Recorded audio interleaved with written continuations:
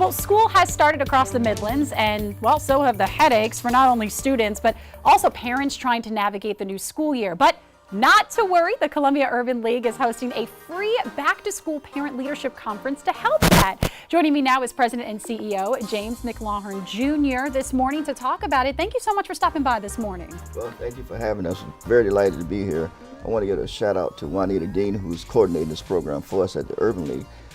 We just really are concerned about this persistent achievement gap. And it's about time for us to stop talking about it and do something about it. We think parents are fundamental. We got to find ways to connect the school with the home. It's very, very important. The achievement gap, normally people look at it simplistically. They say, well, you know, African American kids are achieving a couple of grades behind white students in essence, but it's more significant than that.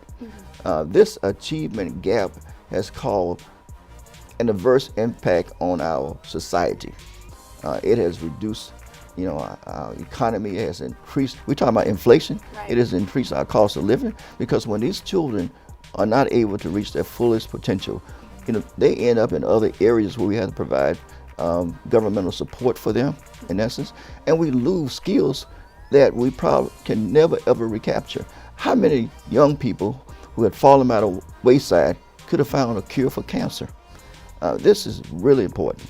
Now we think that at the end of the day, parents must accept the responsibility that I am the one that has the responsibility for making sure that my child is successful. Right. Even though teachers play a role too.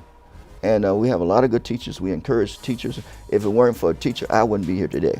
So teachers are very fundamental in our society, you know.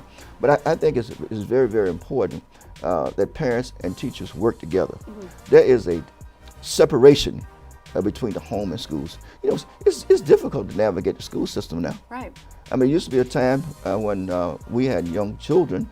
My wife and I would go to the school, we would sit in the classroom and we would observe the teaching, the instruction, things of that nature. It's a good connection. Good connection. Yeah. Now everything got technology. We still have people who do not have access to the internet, so they can't communicate with the schools.